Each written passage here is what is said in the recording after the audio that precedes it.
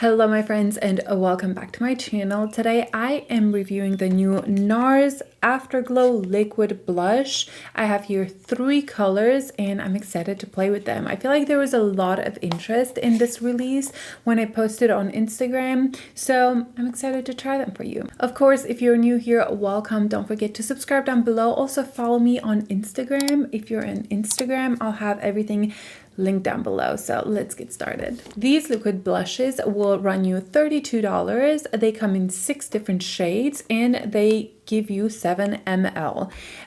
It says here that these are a lighter coverage, natural finish. It's skincare infused blush that delivers a buildable rush of color with 8-hour hydration. Whenever I hear that, I'm a little nervous because I'm like, okay, it gives you hydration for 8 hours. How is it going to stay on? So we'll see how that goes. I have here Wonderlust, Behave, and Dolce, Vita. So I'm looking here, trying to find their liquid blush. They had one where you would pump, and I don't see it here. Is that discontinued? Maybe. I remember liking that formula a lot. I don't have one to compare it with, but these are new and maybe they revamped those. I'm not sure. Don't take my word for that. And this is a cute packaging. Very light though. It doesn't feel extremely expensive or luxurious. They just kind of seem like plastic. They has a nice packaging. So the packaging has this mirror top. Again, everything is light and plasticky. It doesn't feel expensive. The color is on the bottom on all of them, as you can see, which is actually nice because you could store it this way and see it. And then this is a nice, just like peachy pink. And then you have a big old doe foot applicator right there. Here are the swatches. We have Behave, Dolce Vita, and Wonderlust. I'm kind of curious how these will blend. Yeah, they definitely sheer out once you blend them, which is good because, you know, I was expecting these two to not be quite as pigmented. I guess I was expecting a little lighter coverage, but they're definitely pigmented, mostly Wonderlust. Look at that. These feel not sticky. They don't feel sticky at all, which is great. And like not too glowy. They have a sheen to them, but it's not like that sticky, super emollient feeling. They're definitely more of a serum-y liquid feel, which I'm excited because I was scared that this is going to be like sticky. So it doesn't appear so. I think I'm going to start with Wonderlust. I think everybody's very interested in this color. So I was thinking maybe put it on my hand and then apply it with a brush or go straight. I think I'm just going to go straight. Put a few dots and then take a brush and blend this out. Oh yeah, it becomes extremely sheer, but super pretty. Okay, so compared to the Rare Beauty, the formula is very different. It's much thinner, less pigment obviously, and more liquidy. This is just a very light layer. It definitely has a light kind of coverage to it. I have a very light coverage foundation to begin with. I don't have a full coverage. I have just a tinted moisturizer on, so it doesn't have a ton to pick up. And usually in general, when you wear liquid blushes, you don't want to have this full coverage foundation. I think it's, I don't know, you're asking for it to be ruined. As you can see, this color sheers out so much to where it loses that purpley undertone on me. It becomes more of a, you know, slightly cool tone pink. And I don't know, I kind of feel like maybe it rubs off a little bit of that tinted moisturizer that I have underneath. I don't know. I can't pinpoint that yet, just because, like I mentioned, I don't have a lot of coverage on my skin. But I do love the finish. I have a really intense like sunspot right here. So that one definitely is showing through. These honestly remind me a lot more of the Glossier in the M Cosmetics like pipette blushes. Okay, this one right here. This is the M Cosmetic in the color Little Lilac, and I kind of feel like, you know, the way it feels on the skin is similar. Yeah, they feel very, very similar. This seems just a little bit maybe more sticky than the NARS. Let's just feel them together. So this side is the M Cosmetics Lilac, and this one is the NARS in Wonderlust. And the Wonderlust doesn't have stickiness. This one has a light stickiness, but the Wonderlust seems a little bit, no, it doesn't seem glowier. They kind of, I feel like the effect on the cheeks is very, very similar. Interesting. Now that I let this dry, the NARS one kind of dries out and you don't feel it. The M Cosmetics still has a slight tackiness to it. So out of these two, I think I prefer the NARS formula just because it kind of sets down. Like, I wouldn't say it feels like a powder on, but it doesn't feel tacky or sticky. Okay, I want to try the Cloud Paint from Glossier, just the formula. I don't have a color that would match these. Okay, so the Glossier, I think, has more pigment to it, but they feel very similar on the skin. I let these set for like 30 seconds. The Glossier ends up being more dry on the skin. It kind of dries down matte. This one still has just a nourishing feel to it. So I do think I can see the claim of it being hydrating throughout the day. The Glossier is a little bit more matte on the skin. Like, it feels like it's completely set and it's not nourishing. This one definitely feels like it'll nourish throughout the day, almost like a serum that isn't sticky.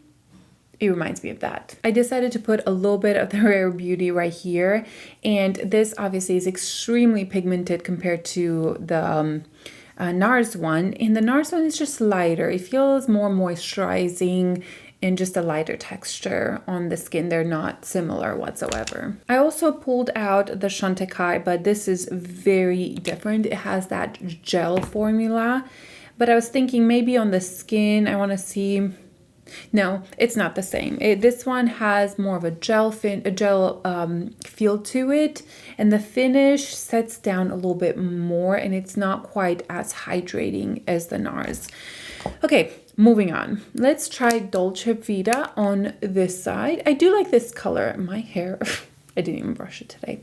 I do like the color. I kind of wish it had a little bit more of that lilac. Like, I feel like it looks kind of pinky now.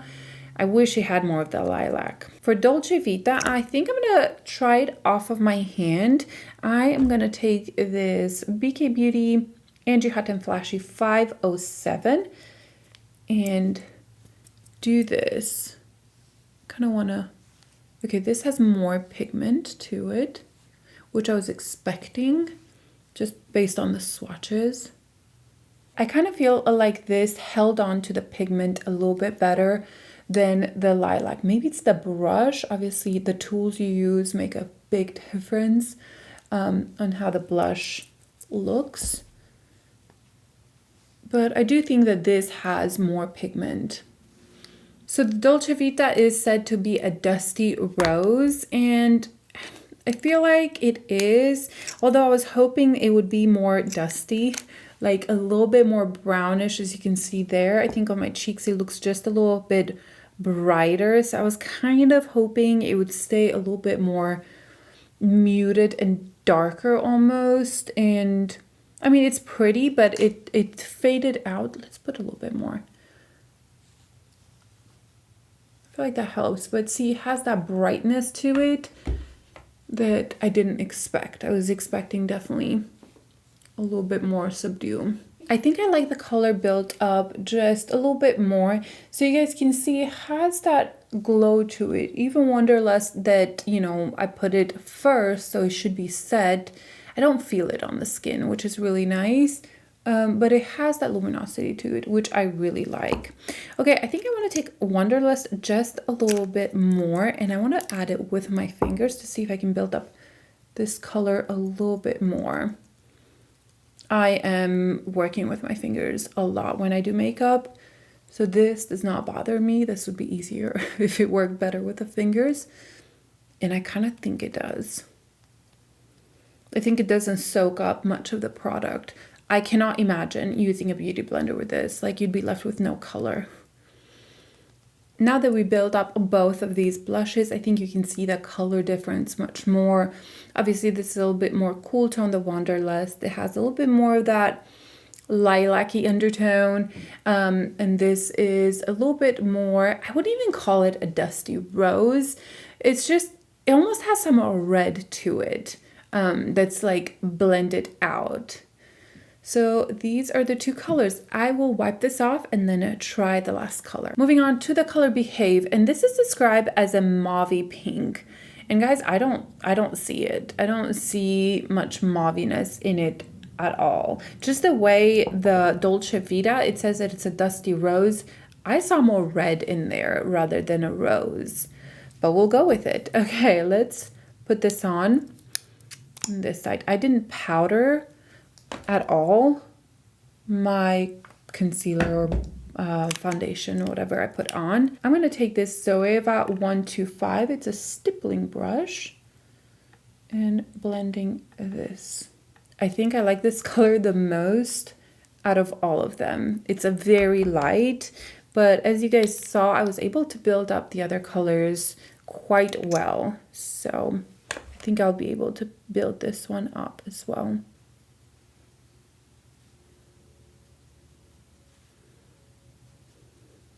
I'm going to try to build it up a little bit more and use my fingers to blend out in this section where I want more pigment, but I really like this color. You can definitely build this up. I may have to calm it down a little bit. So this is the color Behave, and I'm loving it. I think it's my favorite out of the ones that I've tried. I like that it's a very kind of basic color, but a very flattering and a soft blush to it.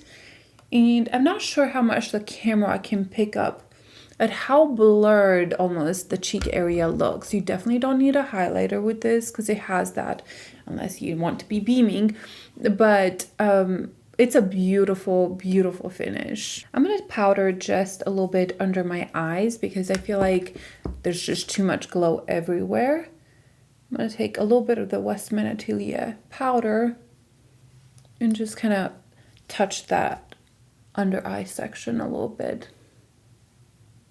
So let me give you my thoughts on these products. Overall, I personally love this kind of like liquid blush. I love the Glossier, I love the Rare Beauty, I love the Chantecaille one. So this is something that I knew would draw me in because I like this kind of liquid, very soft blush. However, I truly don't think that it's for everybody. I don't think if you like full coverage makeup that you're gonna enjoy them. I don't see how it wouldn't lift the heavier foundations because it's such a liquid serum-y formula that it's just almost wet. It's almost like you're putting a serum on top of a full coverage foundation. It's bound to move.